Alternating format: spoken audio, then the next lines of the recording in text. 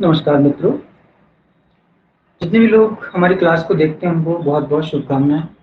और हम कहना चाहेंगे 2022 को हम एक प्रतियोगिता के वर्ष के रूप में देखते हैं जिसमें बहुत सारी वैकेंसीज़ आने की संभावना है। और क्योंकि 23 में मध्य प्रदेश में चुनाव और 24 में सेंट्रल में चुनाव है, तो इनको मद्देनज़र रखते हुए हमारे यहाँ प्रतियोगी परीक्षाएँ भी एक चुनावी मुद्दा रही हैं और उनको ध्यान में रखते हुए सरकारें अपनी छाप बनाने के लिए बेरोज़गार युवकों को रोज़गार देने की कोशिश करती हैं।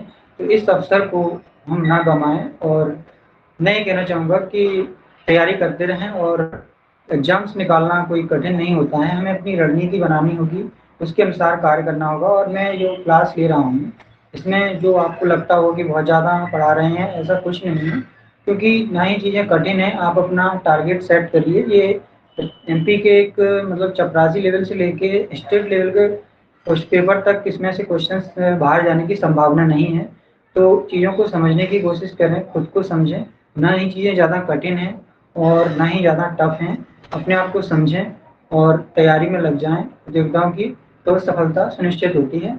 और अपने जो एम है उसको हमेशा ऊपर रखें, क्योंकि बहुत से विद्वानों ने कहा है कि आपकी इच्छा ही सफलता का शुरुआती बिंदु होती है।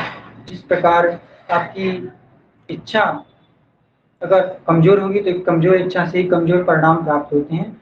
और हमेशा इच्छा तो रखनी पड़ेगी, क्योंकि बिना इच्छा के हमारे दिमाग में किसी चीज़ का जन्म होना संभव नहीं है। तो जैसे अपन देखते हैं 10th-12th में अगर आप आर्ट की इच्छा रखते हैं तो आर्ट के हिसाब से आपकी स्ट्रेटजी बनती है, मैथ रखती हैं तो मैथ के हिसाब से बनती है। तो क्षमताएँ सब उसी में हैं, आप अपनी क्षमताओं को पहचानिए और अपनी क्षमताओं के हिसाब से कार्य अपनी परीक्षाओं को निश्चित करिए और उनको फ़ोकस करिए और उन पर वर्क करिए। और अपनी मूल्यांकन ज़रूर करें कि मैं ये नहीं कहना चाहूँगा कि मैं आप कितना पढ़ते हैं, कितने घंटे पढ़ते हैं, ये डिपेंड नहीं करता है कि आप कितने घंटे पढ़ते हैं, डिपेंड ये करता है कि आप कितना उसमें से वो अपने दिमाग में रख पाते हैं, ये बहुत ज़रूरी होता है और इसके लिए हमारी क्लास बहुत इम्पोर्टेंट होती है। आज हम क्लास में पढ़ेंगे 1857 का विद्रोह, जो किसी भी प्रतियोगी परीक्षाओं में बहुत ज़्यादा क्वेश्चंस बनते हैं। इसके बिना हम भारतीय इतिहास को नहीं समझ पाएँगे और जो भी अंग्रेज़ों की रणनीति थी, उसको भी नहीं समझ पाएँगे। इस विद्रोह के क्या कारण थे, क्यों सफल हो गया और क्या परिणाम हुए थे, कौन-कौन सी संस्थाएँ इसके बाद उभर के आई थीं। तो हम देखते हैं कौन गवर्नर था, कौन ब्रिटिश प्राइम मिनिस्टर था उस समय पर, कौन इसका सरकारी इतिहासकार था। तो ये सारे क्वेश्चंस हम इसमें डिस्कस करेंगे और चलिए शुरू करते हैं अपन। तो 1857 का विद्रोह, 1857 का विद्रोह हम देखते हैं इसको। देखिए लॉर्ड विलियम बेंटिंग के बाद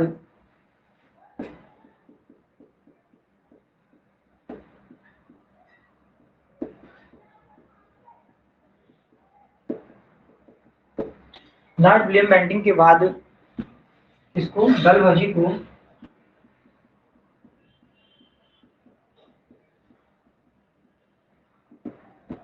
लॉर्ड विलियम बेंटिंग के बाद लॉर्ड डलहौजी को भारत का गवर्नर जनरल बनाकर भेजा जाता है। लॉर्ड डलहौजी को विजय संगठन और विकास के लिए जाना जाता है। विजय संगठन और विकास के लिए जाना जाता है। लॉर्ड डलहौजी को विजय संगठन और विकास के लिए जाना जाता है। लॉर्ड डलहौजी को भारत आते ही इसे पंजाब के सिखों से युद्ध करना पड़ता है। पंजाब के ये सारे क्वेश्चन बनते हैं, इनमें सोचें टफ है। पंजाब के सिखों के साथ युद्ध करना पड़ता है और सिखों के अंतिम जो राजा थे दिलीप सिंह, सिखों के अंतिम राजा दिलीप सिंह को पराजित करते हुए पंजाब राज्य को डलहौजी ने ब्रिटिश राज्य में मिला लिया।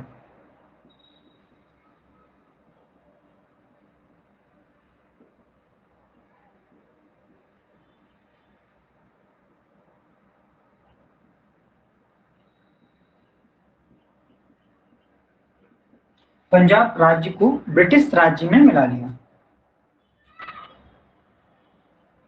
क्लियर? उनको पराजित करते हुए दिलीप सिंह ने पराजित की। क्लियर? इतना क्लियर है। लॉर्ड विलियम बेंटिंग के बाद लॉर्ड विलियम बेंटिंग का हम विस्तृत चर्चा कर ही चुकी। लॉर्ड डलहौजी को वहां पे गवर्नर जनरल बनाते हुए जाता है, विजय संगठन और विकास के लिए जाना जाता है। पंजाब के सिखों के साथ भारत आते हुए युद्ध करना पड़ता है और सिखों के जो अंतिम राजा थे दिलीप सिंह, उनको पराजित करते हुए पंजाब राज्य को ब्रिटिश राज्य में मिला लिया जाता है। चलिए अब आगे देखते हैं। इसमें एक क्या लेके आए थे।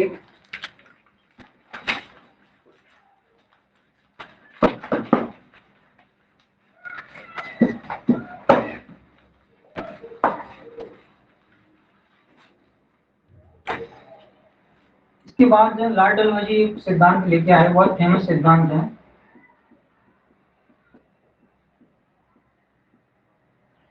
से डॉक्ट्रिन ऑफ लैप्स।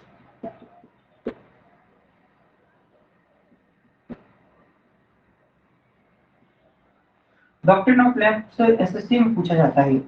व्यक्तिगत सिद्धांत बोलते हैं इसको। किस किस नाम से जाना जाता है? व्यक्तिगत सिद्धांत, बोध निषेध, अपहरण,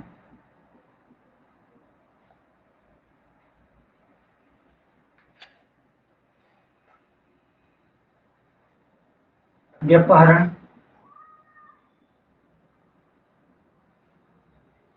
और हड़प नीति कहें इसको। हड़प नीति से सभी परिचित हैं, ये इसके नाम है सभी।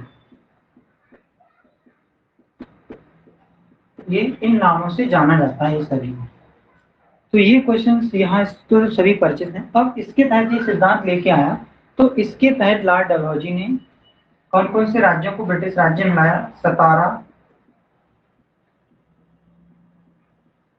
जयपुरा, बाघात, उदयपुर, संभलपुर, झांसी। ठीक है, राज्यों को ब्रिटिश राज्य में मिला लिया।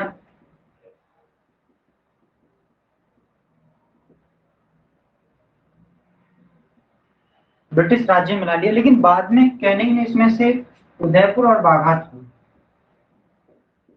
मुझे लगता है उदयपुर और बाघात को कैनिंग ने वापस कर दिया।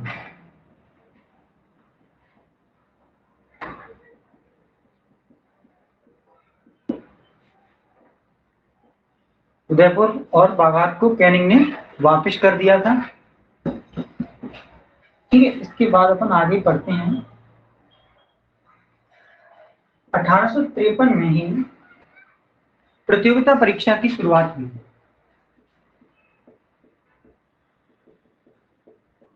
जो आज हम प्रतियोगिता देते हैं वो काफी उस समय पे शुरू हुई 1853 में। तो हमारे यहाँ अमेरिका से ही पहले शुरू हुई थी, अमेरिका में बाद में 1880 के समथिंग शुरू हुई। तो प्रतियोगिता परीक्षा योग्यता के आधार पर पदों में प्राप्ति का प्रावधान किया गया था। 1853 में परीक्षा लंदन में होती थी और इसमें सफल, इसे वेल इंडियन सिविल सर्विस के नाम से जानते हैं। आईसीएस होती थी, आईसीएस इंडियन सिविल सर्विस के नाम से जानते थे। तो उस समय पर ये कहाँ पर होती थी? लंदन में होती थी, इंग्लिश में होती थी। और सबसे पहले जो आईसीएस में सफल होने वाले व्यक्ति थे वो कौन थे? सत्येंद्रनाथ टैगोर।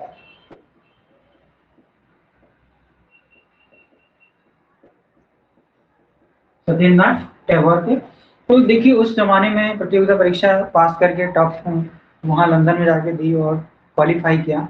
तो आज का समय इतना है, इतने संसाधन अवेलेबल हैं, अगर हम तैयारी करने की इच्छा रखते हैं, मात्र ऑनलाइन इतने सोर्स अवेलेबल हैं, तो आप किसी भी बड़े से बड़े पद पर अपनी मेहनत और लगन के बल पर पहुंच सकते हैं। तो उस समय में शुरू हुई थी और आज तो काफी सोर्सेज हैं।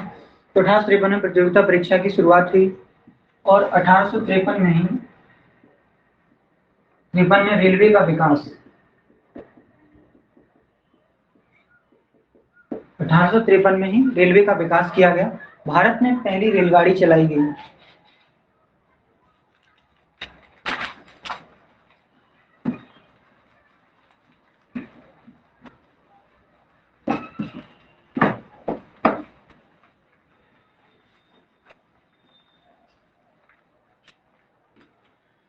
तो 1853 में पहली रेलगाड़ी चलाई गई। कहां से पहली रेलगाड़ी? मुंबई से खाड़ी के बीच में।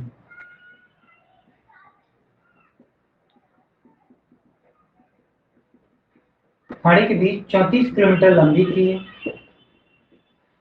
ठीक है, 34 किलोमीटर लंबी पहली रेलगाड़ी मुंबई से खाड़ी के बीच में चलाई गई और 1853 में। ठीक है, इसके बाद 1854 में 1854 में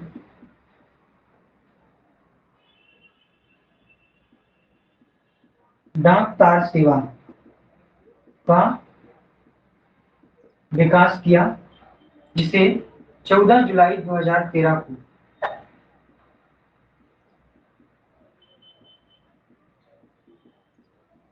ठीक है, 1854 में डाक तार सेवा का विकास किया गया, जिसे 14 जुलाई 2013 को बंद कर दिया गया।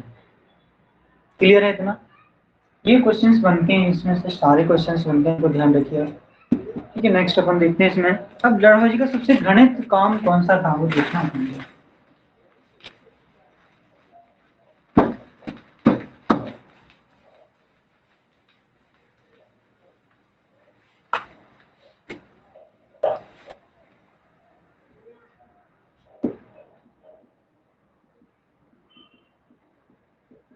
अवध का विलय। अब डलहौजी का सबसे जो घृणित कार्य माना जाता है वो अवध का है। वो भी क्यों? कुशासन के आधार पर।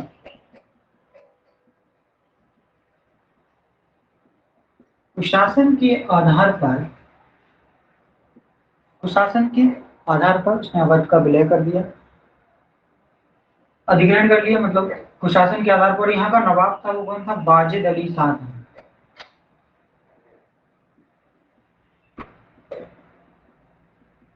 वाजिद अली शाह था यहाँ का जो नवाब था, वो कौन था? वाजिद अली शाह था। अवध का नवाब कौन था? वाजिद अली शाह। क्लियर है?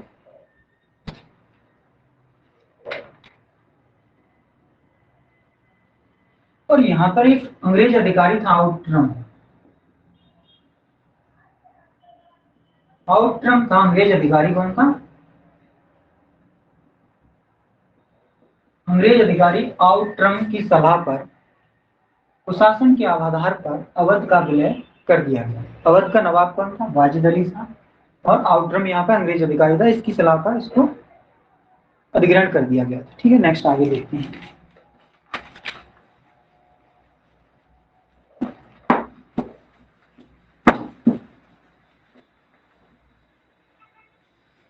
उसके बाद हम देखते हैं कि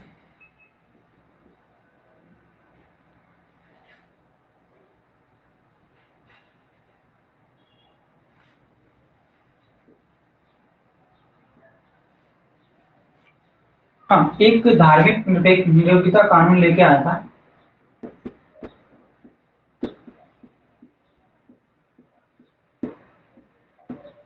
एक धार्मिक नियोगिता कानून लेके आया। इसके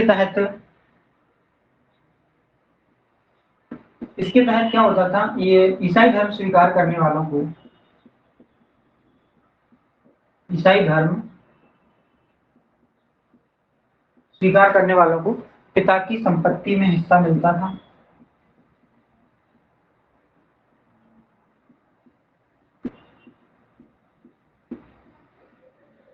पिता की संपत्ति में हिस्सा मिलता था और सैनिकों का वेतन बढ़ा दिया जाता था।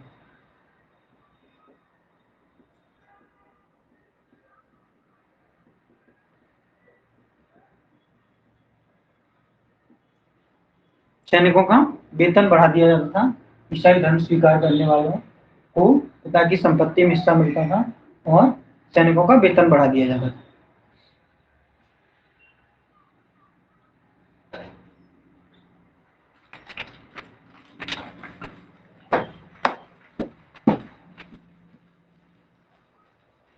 अब यहाँ पर क्या हो रहा था? भारतीय सैनिकों को भारतीय सैनिकों को भारतीय सैनिकों को प्रतीक चिन्ह लगाने से मना कर दिया। धार्मिक जो प्रतीक चिन्ह होते थे, धार्मिक प्रतीक चिन्ह लगाने से मना कर दिया, जिसके कारण सैनिकों में असंतोष की भावना उत्पन्न हो गई, लहर उत्पन्न हो गई। और इसके अलावा राजस्व व्यवस्था से तो किसानों को घाटा हो ही रहा था, राजस्व व्यवस्था से भी किसानों को घाटा उत्पन्न हो रहा था। तो अब इस आंदोलन की जो पृष्ठभूमि तैयार होती है, तो ये कारण बन रहे हैं उसके धार्मिक प्रतीक चिन्ह लगाने से मना कर दिया सैनिकों को। राजस्व व्यवस्था से किसानों का घाटा हो रहा था। और इसके अलावा हम देखते हैं इसमें एक चर्बी वाले कारतूस की घटना।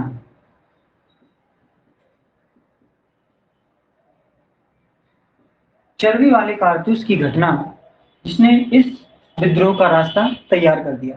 अब चर्बी वाले कारतूस क्या होते थे, इसमें गाय और सुअर की चर्बी प्रयुक्त की जाती थी। पहले क्या होता था सेना में, browse when rifle, browse when rifle प्रयोग होती थी। इसके स्थान पर इनफील्ड राइफल का प्रयोग किया जाने लगा। इनफील्ड इनफील्ड राइफल का प्रयोग किया जाने लगा। ब्राउस वेन राइफल के स्थान पर इनफील्ड राइफल आ गई। इसमें गाय और सुअर वाली की चर्बी वाले कारतूस का प्रयोग होता था, जिन्हें मुंह से खोलना पड़ता था, जिसके कारण भारतीय सैनिकों का धर्म नष्ट हो रहा था।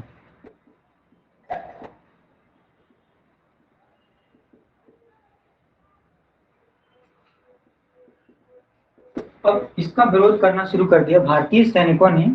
इस इनका विरोध करना शुरू कर दिया और इसकी शुरुआत होती है कहां से, बैरकपुर छावनी, पश्चिम बंगाल में बैरकपुर छावनी। चर्बी वाले कारतूस को मुंह से चलाने से स्पष्ट मना कर दिया। मंगल पांडे नामक सैनिक ने 29 मार्च 1857 को मंगल पांडे नामक सैनिक ने चर्बी वाले कारतूस को चलाने से मना कर दिया और अपने अधिकारी किसकी, वाघ की हत्या कर दी।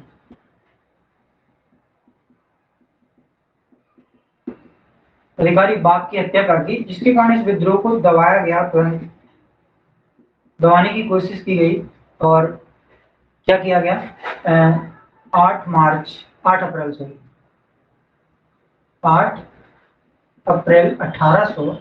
1857 को मंगल पांडे को फांसी दे दी गई।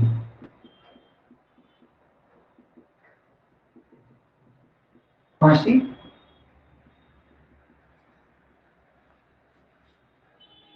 29 मार्च 1857 को अधिकारी बाघ की हत्या कर दी। इसके कारण इस विद्रोह को दबाने की कोशिश की, इसके कारण दबाया गया। 8 अप्रैल 1857 को मंगल पांडे को फांसी दे दी गई। लेकिन ये विद्रोह अब नहीं दब रहा था। मेरठ के सैनिकों ने विद्रोह कर दिया।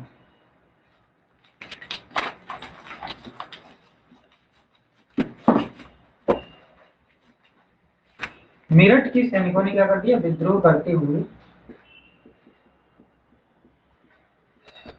विद्रोह किया और अपने अधिकारी हैविट की हत्या कर दी और दिल्ली पहुंचकर दिल्ली की ओर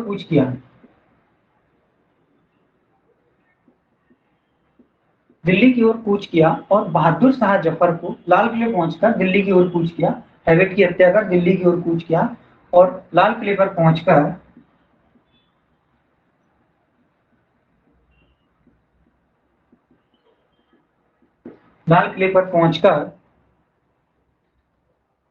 हत्या कर दी और दिल्ली की ओर कूच किया। लाल किले पर पहुंचकर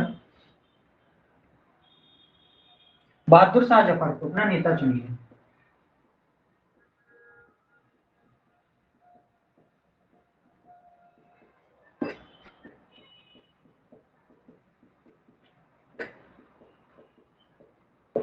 बहादुर शाह जफर को क्या किया, अपना नेता चुन लिया। अब अंग्रेजों का एक मतलब वो था, गुप्तचर कहें या जासूस कहें। जासूस था कौन, इलाही बख्श। अंग्रेजों का जो जासूस था,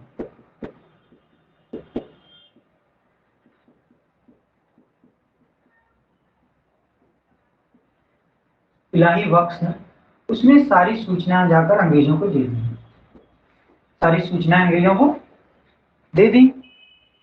जिसके कारण बहादुर शाह जफर को गिरफ्तार कर लिया गया।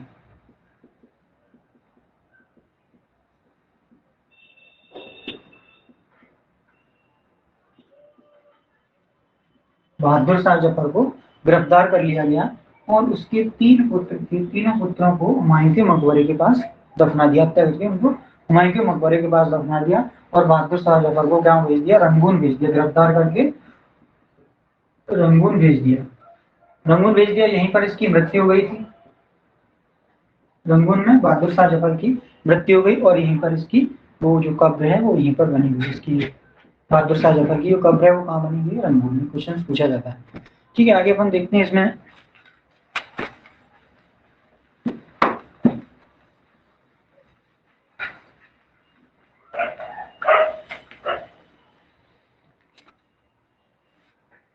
अब जो अपना लखनऊ में इस विद्रोह का नेतृत्व, लखनऊ में इस विद्रोह का नेतृत्व किसने किया था? बेगम हजरत महल।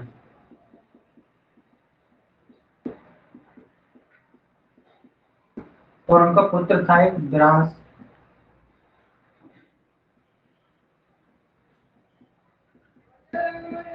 ठीक है, लखनऊ में किसने किया था? बेगम हजरत महल और उनके पुत्र विरासित कादिर ने। और कानपुर में नाना साहब,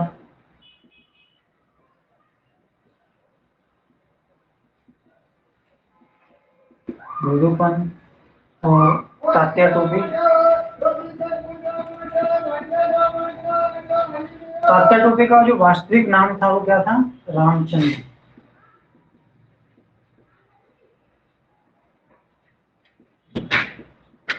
तात्या टोपे का जो वास्तविक नाम था वो क्या था? रामचंद्र पांडुरंग।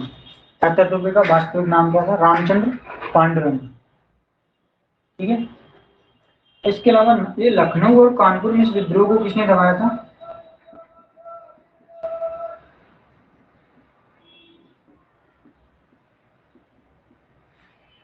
लखनऊ और कानपुर में इस विद्रोह को कैंपबेल ने दबा दिया। किसने? कैंपबेल था, उसने इस विद्रोह को, लखनऊ और कानपुर में कैंपबेल ने इस विद्रोह को दबा दिया। क्लियर है? आगे देखते हैं। पूछे जाते हैं कौन कौन जगह किसने नेतृत्व किया था? इलाहाबाद में,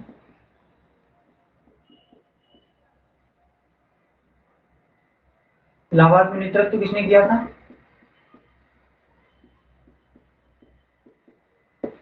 लियाकत अली। इलाहाबाद में लियाकत अली ने इसका नेतृत्व किया था। और दबाया किसने था यहाँ पर? कर्नल नील ने। कर्नल नील ने यहाँ पर इस विद्रोह को दबाया। कहाँ पर? इलाहाबाद में नेतृत्व किसने किया था? लियाकत अली ने। और कर्नल नील ने यहाँ पर इस विद्रोह को दबाया। क्लियर है? इसके अलावा हम देखते हैं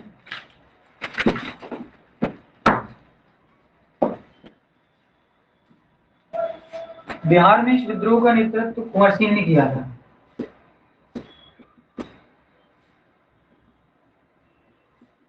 बिहार में जो नेतृत्व था वो किसने किया था?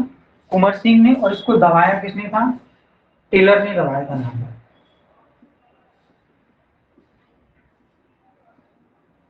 बिहार में कुंवर सिंह ने दबाया किसने था? टेलर ने।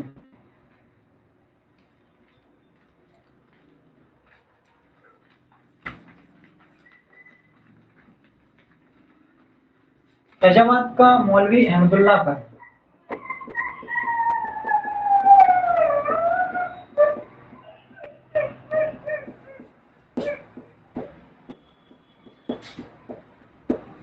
फैजाबाद के मौलवी अहमदुल्ला पर अंग्रेजों ने 50,000 का इनाम रखा।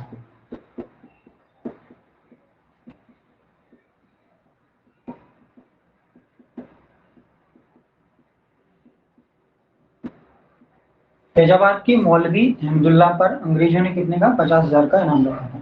अब झांसी में इसका नेतृत्व किसने किया था? झांसी में रानी लक्ष्मीबाई ने। झांसी में रानी लक्ष्मीबाई ने किया था। उनका जन्म कब हुआ था? जन्म हुआ था 1835 में। मृत्यु पूछी जाती है 18 जून 1858 को। ग्वालियर में शहीद हो गई थी हीरोज की सेना के साथ युद्ध करते हुए।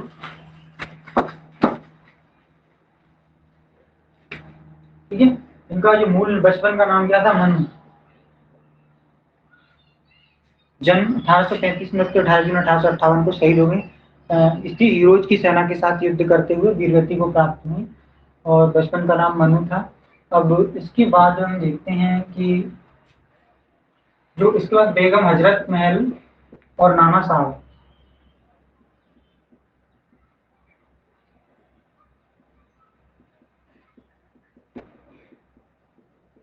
नाना साहब कहाँ चले गए थे? नेपाल चले गए थे। बेगम हजरत महल और नाना साहब कहाँ चले गए थे? नेपाल चले गए थे।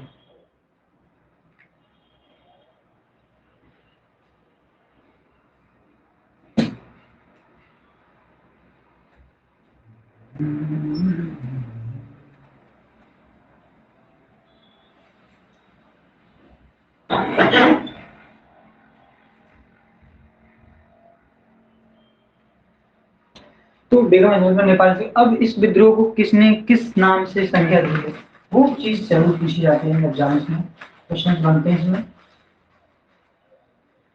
तो इसको भारत का प्रथम स्वतंत्रता संग्राम किसने कहा है? भारत का प्रथम स्वतंत्रता संग्राम, तो बी सावरकर। ठीक है, विनायक दामोदर सावरकर ने इसको क्या कहा? भारत का प्रथम स्वतंत्रता संग्राम।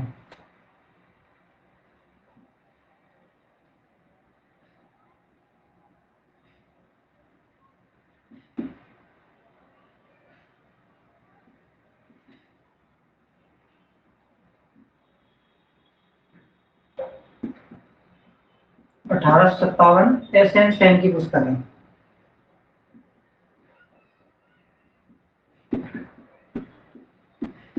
1857 किसकी है? एस एन सेन की। 1857 एस एन सेन की। और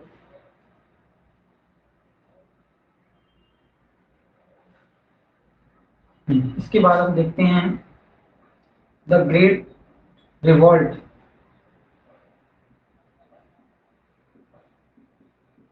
ग्रेट रिवॉल्ट किसकी है? अशोक मेहता। ग्रेट रिवॉल्ट किसकी है? अशोक मेहता की महत्वपूर्ण पुस्तक है 1857।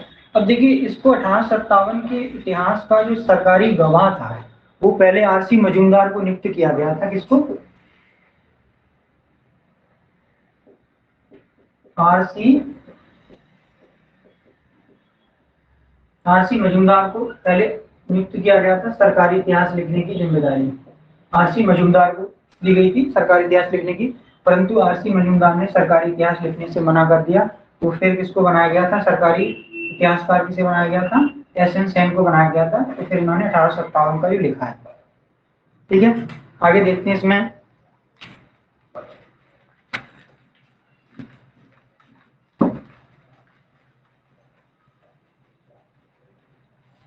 अठारह सत्तावन के विद्रोह के रूप में 1857 विद्रोह का जो आंखों देखा हाल है,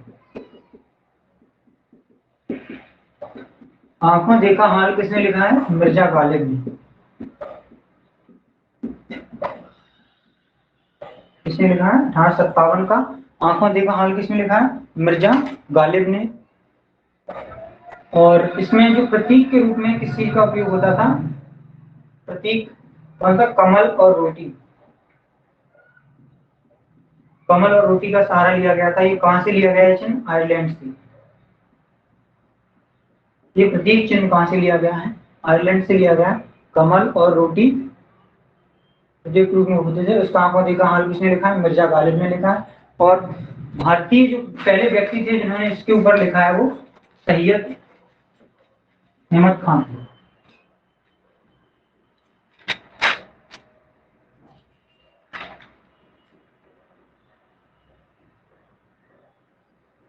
ठीक है, पहले भारतीय कौन थे? सैयद अहमद खान।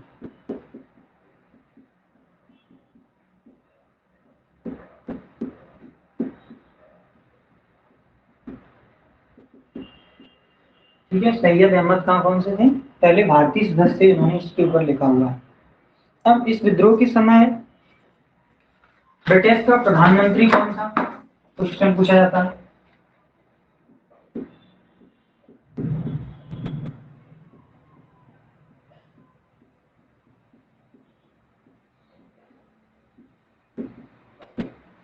ब्रिटिश प्रधानमंत्री कौन था? Lord Palmerston.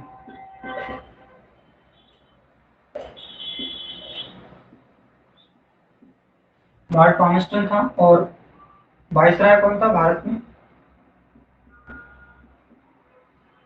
वायसराय था अपना लॉर्ड कैनिंग।